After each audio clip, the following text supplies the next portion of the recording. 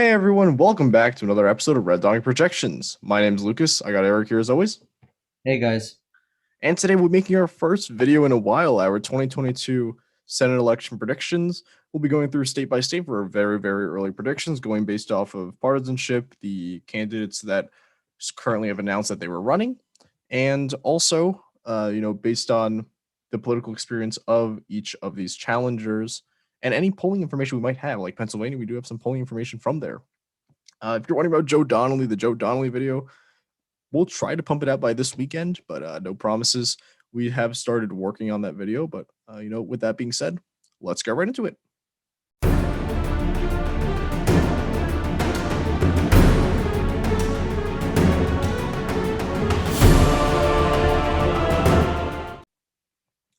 All right, let's start by taking a look at the safe seats. California, Oregon, Washington, the usual suspects here. And Most of them. Most of the usual suspects. most of the usual suspects. We do have some that we have to leave out here. Say Republicans, we've obviously got these. Oh, actually, yeah, we can talk about Iowa a little bit later, but we are going to be putting Iowa as safe, but we'll be explaining a little bit more about that later.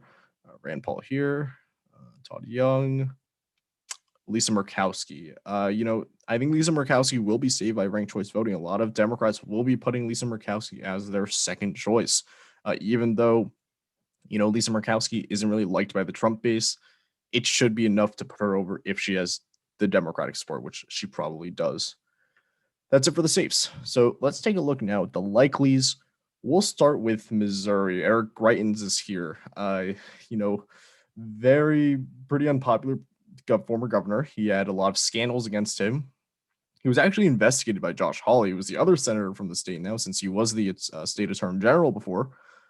He probably will be winning by less than 15 points. So just to remind you guys, our margins are safe is 15 plus, likely is 5 to 15, lean is 1 to 5, tilt is less than 1 point. So I do think he's going to win within like 13 to 15 points. Unfortunately for Democrats, Jason Kander, who I forgot what he was before. I think he was Attorney General. No, I'm not too sure, but he ran in 2016 for the Senate seat. Came within 3 points of winning, ultimately failed to win the bid. I believe he ran for like Kansas City mayor after that, but then he dropped out. He did decline in running in this seat, which makes it a lot harder for Democrats to pick up. So we're going to be putting this one as likely because they really have not fielded a good candidate to replace Roy Blunt here, who is retiring. Heading now to Iowa. I was going to talk about Iowa. Sorry. With Iowa, if Chuck Grassley runs again, 100% this is safe. He trounces his opponents every time. I think probably name recognition has been there for a very long time. Yeah, but interesting news came out recently that Abby Finkenauer, who was a representative from Iowa who lost re-election in 2020, is considering running against Chuck Grassley in the Senate race, which if it is against Chuck Grassley, she will be trounced. Like, there's no other way to say this, not, in a sugar-coated way. I think absolutely she will lose in a very large margin to Chuck Grassley because everyone knows him. And especially knowing Abby Finkenauer, she might not perform as well in the rural areas. She did represent a district in Iowa, but, at the end of the day, she lost to I believe Ashley Hinson in 2020. Also, so we're going to put this one as safe. Yeah, and one more thing to add, Iowa in recent years, as we've explained many times, has a very distinct trend to the right. We've seen that in the 2020 election. We've seen that in the 2020 Senate race, where we thought that Teresa Greenfield could have had some sort of chance, despite Joni Ernst's potential errors, but she still won in a very significant margin, and Donald Trump won the state in both of his election bids. So Chuck Grassley, especially with this type of candidate, is bound to win if he runs again. Right, and again, our Teresa Greenfield prediction, we had Iowa Senate as Tilde, probably our greatest mistake on the Senate prediction. The problem for Democrats here is those rural areas. They've swung completely to the right. In 2008 to 2012, Obama was able to win Iowa because of those rural areas. He was able to carry a lot of those rural places Unfortunately, again, for Democrats, they don't really have that support anymore. That's swung way to other Republicans, as we saw with Donald Trump winning in 2016, the state by 8 points, and again in 2020 by also a similar 8 points. We're going to head now to the state of Ohio. Eric, I'll hand it over to you. So for Ohio, I think we're going to put the state as likely as of now, likely Republican. It has a very similar situation as compared with Iowa. In the 2020 election cycle and the 2016 election cycle, Ohio swung to Trump by a very substantial margin, in like a very solid likely margin, like 8 points or so. And also, it's because of these rural areas. So there is a Democrat, a pretty favorable Democrat that's running in this state, who Tim Ryan. He was a former representative. He placed his bid a couple of months ago, but just given the demographics of the state and the trend that we see, really don't think he could have a pretty good chance of winning. I think Tim Ryan also ran for president. Here, on the Republican end, we have Josh Mandel, who was a former state representative, and he was the 48th treasurer of Ohio. So he may be the more favorable candidate here. We'll see how the primary turns out, and this is a seat that was freed by Rob Portman, who is retiring. Right, and to add on, Josh Mandel's a very, very Trump-like candidate. A little bit different from Rob Portman, because Rob Portman was more of a moderate type of senator, or he currently is still a moderate type of senator. Josh Mandel in his campaign announcement speech, he called out Governor DeWine in Ohio for being not far right enough, which I thought was interesting. But I think this one will also be likely because of the swing of rural areas recently. Let's head now to the likely Democratic states now. We have first Colorado, Michael Bennet here.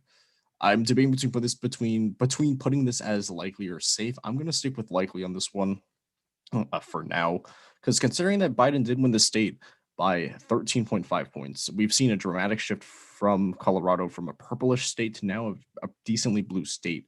John Hickenlooper defeated Cory Gardner here. Also in 2020, we covered that as well. We had that one was likely. I think he won by around 9 points. So I think Michael Bennet is going to win re-election here by a pretty decent margin. He should not be worrying about getting reelected here. All right. Let's head now to, I forgot New York. New York is safe blue. Chuck Schumer's there. Let's head now to probably Arlene's now. Is that correct? Oh, sorry. New Hampshire. Eric, you can discuss New Hampshire. Right. So as we've described before, and I think we made a separate video on this, New Hampshire, as you'll see as we fill in more states, is surprisingly a very consequential race. Not in necessarily a bad way or a good way in terms of which party, but consequential in the sense that it may be the sole state that is responsible for tipping the balance. So right now, as we've explained, in New Hampshire, there is a Republican governor, Chris Sununu, and he has the option. He is still considering whether or not to run for Senate. Right now, Maggie Hassan is trying to win this seat as well, and she is a very favorable candidate in the polls. I'm not going to go by numbers, but she does seem to be the favorable candidate against all the other candidates except Chris Sununu, because he's a very popular governor in New Hampshire. So if he runs and if he places his bid, it's going to be probably one of the closest and, as I said, consequential races of the whole Senate election. So we'll really see what happens. Right, and Chris Sununu has said, he's not going to say anything until at the end of the executive session in New Hampshire, which will be at the end of June. So we won't find out much until then. But he's a very, very popular governor. He won re-election in 2020, 30 points. By 30 points, even though Biden carried the state by 8 points, was just very decent in this in the state. And the other interesting thing is, what you see with most Northeast Democrats, Northeast Republican governors, a lot of them are anti-Trump. Larry Hogan in Maryland, Charlie Baker in Massachusetts, and Phil Scott in Vermont. Chris Sununu is actually a Trump supporter. He said he was a Trump guy through and through, which I thought was very interesting because he's still very popular because of that. Even though Trump's not that popular in the state of New Hampshire, and yet people still view him favorably. So we're going to keep an eye on this race, and we'll see what ultimately happens. Right, but for now, we're gonna keep it as likely D because Sununu has not officially placed his bid, but we could at the end compare and see how the election of New Hampshire impacts the whole balance. And let's now head to the state of Arizona. So Arizona, we have incumbent Mark Kelly here. He's pretty popular. He's not too disliked. He is more of a moderate Democrat. He favors bipartisanship. We haven't really seen also a strong GOP candidate. Donald Trump is not popular in many of these suburban areas in in Arizona.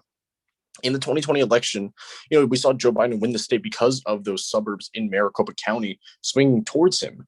And that was indeed because a lot of the suburbanites in Arizona greatly favor, John McCain Republicans. They really don't like Donald Trump. They favor, Mitt Romney anti-Trump Republicans.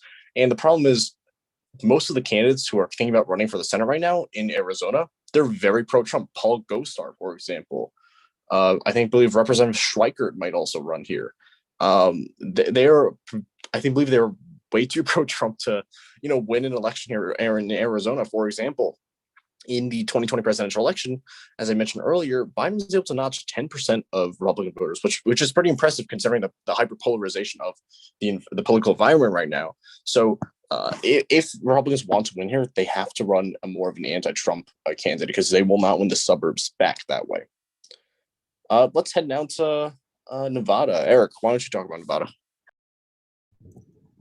Right. So here, the candidate is Cortez-Masto, and I think she has a pretty good shot. Brian Sandoval was considering running here, but I think he declined. And other than him, I don't think any other Republican can really win against Cortez-Masto. Nevada is a pretty Democratic place. The metropolitan areas will carry the Democratic vote, just like it did in the 2020 presidential election, although that was a bit closer. At the moment, we're probably going to put it in around a lean. It'll probably go somewhere in between 1 and 5 points. Right. In the 2020 election, we actually greatly overestimated how blue Nevada was going to be. We actually had it going in a likely, which is like 5 to 15. It actually only went in like 2.6, I think. It was pretty surprising to us because we did expect it to go a lot more bluer than it actually did. But nevertheless, it will still be a lean Democratic state. All right, let's head now to Florida. This might be our first change from our prediction 2 months ago. We're going to be moving Florida to lean. And, the reason why is we now have a confirmed pretty top tier candidate here for the Democrats, Val Demings. I'm pretty sure she can get the margin down below 5 points. I'm thinking, best case, I believe Eric said, best case R+4, worst case, maybe R+2, R+1. But we got to remember that according to past precedent, this is going to be a red wave year, but it's going to probably be lean R. And again, the reason why is because Miami-Dade. Maybe Val Demings learns maybe the Florida Democrats lesson now. You've got to look at Miami-Dade. You can't take for granted those Latino voters, those the people who are supposed to be the base of the Democratic Party, who went for Trump in 2020 and who will continue to go for Rubio because he is very popular with that Latino base in Miami-Dade, outperforming Donald Trump by like 20 points, I believe. So Marco Rubio, at the end of the day, he is probably going to win Florida again because of those Hispanic voters down in Miami-Dade. And because I do think that the Miami-Dade Republicans do a much better job at getting their voters out compared to Miami-Dade Democrats, which we analyzed in the Bill Nelson video where we talked about why did Bill Nelson lose? It was because he failed to get those Miami-Dade voters out in that midterm election. So we're going to be putting that one as lean for now. Let's head out to Georgia. Recently, we made this recent prediction here where we correctly predicted Raphael Warnock would defeat Kelly Loeffler. So the word for now seems to be that Herschel Walker is considering running for this position. He's a close friend of President Trump. I think every single GOP potential candidate's on hold until he makes an announcement. Doug Collins, who was a very pro-Trump congressman who ran in the general election against Kelly Loeffler in the 2020 election, said he would not be running for this seat. So what are we thinking? Yeah. We are thinking tilt D. And the reason for this is because Raphael Warnock is still pretty well known. And we do think that he can pull it off in a lot of these suburban areas that helped him win in 2022. Sorry, in 2020. Wow, I keep messing up my numbers. The other thing is, we would have probably had this one as lean D, but the issue is that voting rights bill, which I personally don't think is fair. It's restricting voting, so we're going to be putting this one as tilt D for now. What's interesting is that Kelly Loeffler, I think, is considering running again in Georgia, which I really don't think. I don't think the odds are in her favor, especially considering her campaign strategy last time. Not really sure what she can do another year, especially considering that she lost to the same candidate. And yeah, I don't think she's gonna be the nominee. But just some trivia. No, yeah, she'd be a terrible candidate here in Georgia. She Brian Kemp appointed her because he thought she could win those suburban areas. She tied herself way too closely to President Trump, which caused the suburbs to swing way away from her into Raphael Warnock, so that he won. He actually outran John Ossoff by around like 0.8, which was greater than what we expected. We thought it was going to be like a 0.3, Warnock running ahead of John Ossoff, but Kelly Loeffler really is that disliked in the state. Let's head now to the state of Pennsylvania. Let's over to Eric. Right. So in the state of Pennsylvania, this may be a Democratic pickup. So here we have Republican Pat Toomey, who is going to be retiring. So this opens up a seat. And on the Democratic side, we have John Fetterman. And we've talked about John Fetterman. He's surprisingly progressive, but allegedly very good at carrying out the vote in most of Pennsylvania's counties, in central Pennsylvania and western Pennsylvania, and he seems like a very favorable candidate. And also, the next potential Democratic candidate is Connor Lamb, who is representative here, also a Democrat, pretty moderate Democrat, and he is confirmed to run against or primary John Fetterman.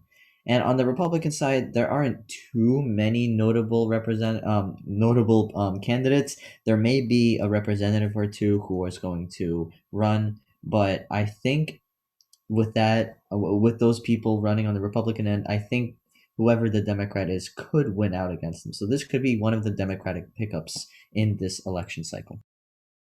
So yeah, we're thinking about putting this one as lean. So this is going to be a move from tilt to lean. Thinking about it, I feel like Republicans really aren't fielding their best candidate. I think they're going to go with Sean Parnell. They're not going to go with I was thinking maybe Mike Kelly might run here, but it looks like Mike Kelly actually endorsed Sean Parnell for this seat.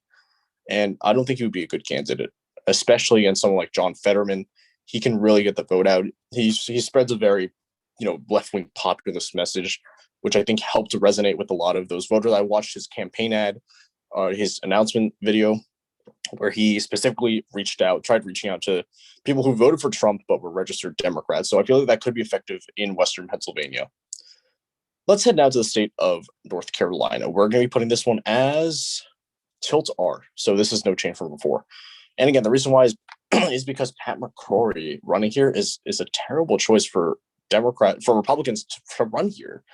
He's very unpopular throughout the state, and it leads to a potential loss here for the Senate seat. It looks like Democrats are going to be running Jeff Jackson, who I do believe will win the nomination. He is, I was telling Eric this.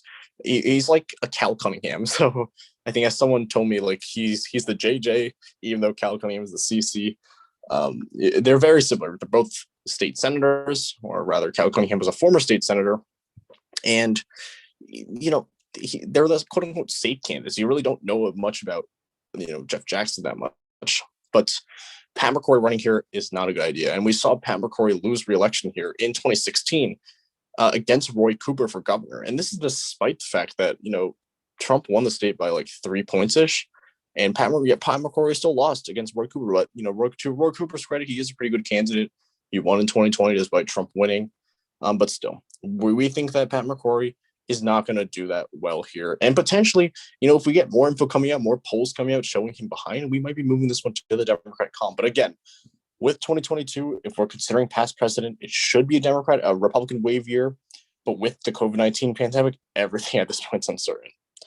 And finally, let's head to Wisconsin. This is probably the toughest state to put somewhere. Eric, let's send it over to you. Right. So what's going on in Wisconsin? So the incumbent senator here is Ron Johnson. And Ron Johnson, most of the time, if not all of the time, votes with Donald Trump, and he aligns his views with him. Most, if not all of his views are essentially aligned with Donald Trump. The thing is that he wants to retire.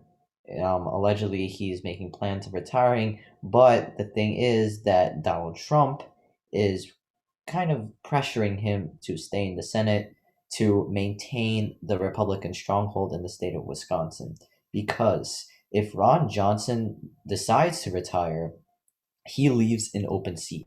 And there are some pretty potentially favorable Democratic candidates. For example, Sarah Godlewski, she is a Wisconsin state treasurer, and Tom Nelson, he could also be a potential, favorable Democratic nominee. He was lieutenant governor of Wisconsin, and he almost won one of Wisconsin's congressional districts. So if Ron Johnson retires, he leaves the seat open to a lot of good Democratic candidates who do have a chance at taking this seat. As of now, I think we're going to move to toss-up because we're just really not sure what Ron Johnson's plans are, and we're not really sure what the outcome is going to be in the Democratic primary. And we have to find out a bit. We have to get a bit more informed about who these people are and if they really have a chance in Wisconsin. Because as we know, it was very contested in the 2020 election, and it could be very contested in this election cycle as well. 100% agree with you on that. And we did see an upset in 2016 when Russ Feingold ran against Ron Johnson. Pretty much every poll expected Russ Feingold to win. Ron Johnson still pulled out the win in a huge surprise to everyone. And the thing is, if Ron Johnson does choose to retire, we could end up seeing someone like Ron Kine choose to run. He is a very moderate representative from Wisconsin. I would not be surprised at all if he chose to run for the seat. So we are going to put this one as toss-up for now. We're going to wait for more information to come in. And thank you all so much for watching this video. That is the end of the video. If you like this episode, please hit the like button. If you like our content, please subscribe. And we'll see you in our next episode tomorrow. See ya.